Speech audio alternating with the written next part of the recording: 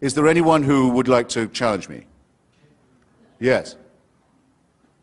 Please. If there is no God, why do you spend your whole life trying to convince people that there isn't? Why don't you just stay home? Was the Can you repeat that? was the question? The question is, if there is no God, why spend your life and career trying to refute that? Why not just leave it alone and stay home? Fair enough.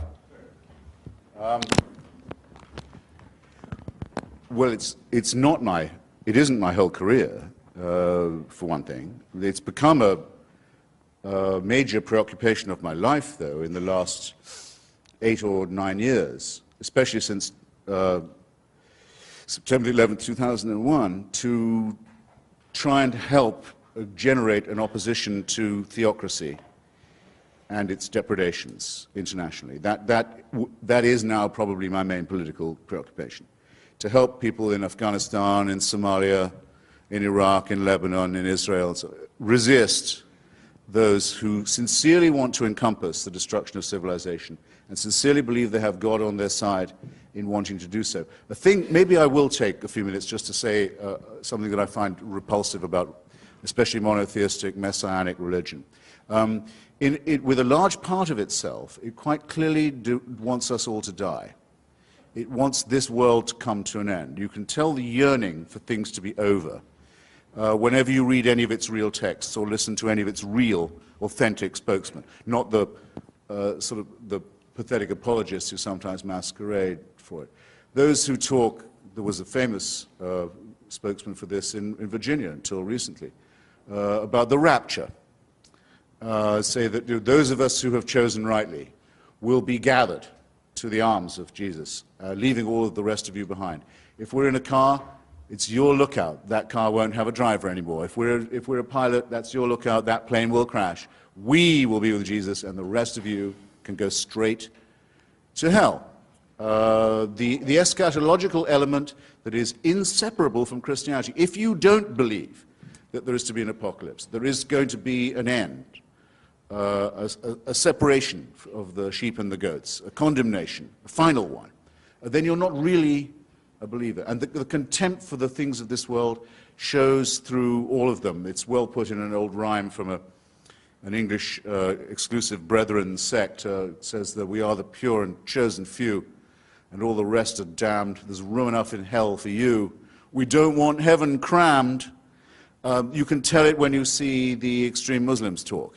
They cannot wait. They cannot wait for death and destruction to overtake and overwhelm the world. They can't wait for what I would call, without ambiguity, a final solution. When you look at the Israeli settlers, paid for often by American tax dollars, deciding that if they can steal enough land from other people and get all the Jews into the promised land and all the non-Jews out of it, then finally the Jewish people will be worthy of the return of the Messiah. And there are Christians in this country who consider it their job to help this happen so that Armageddon can occur, so that the painful business of living as humans and studying civilization and trying to acquire learning and knowledge and health and medicine and to push back can all be scrapped, and the cult of death can take over. That, to me, is a hideous thing in eschatological terms, in end times terms, on its own. A hateful idea, a hateful practice, and a hateful theory, but very much to be opposed in our daily lives, where there are people who sincerely mean it, who want to ruin the good relations that could exist between different peoples, nations, races, countries, tribes, ethnicities, who openly say they love death more than we love life, and who are betting that with God on their side, they're right about that. So when I say, as the subtitle of my book, that I think religion poisons everything, I'm not just doing what publishers like and coming up with a provocative subtitle. I mean to say it infects us in our most basic integrity. It says we can't be moral without Big Brother, without a totalitarian permission. It means we can't be good to one another. It means we can't think without this. We must be afraid. We must also be forced to love someone who we fear. The essence of sadomasochism. the essence of abjection, the essence of the master-slave relationship, and that knows that death is coming and can't wait to bring it on.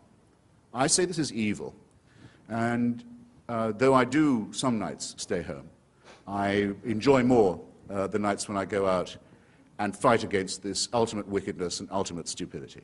Thank you.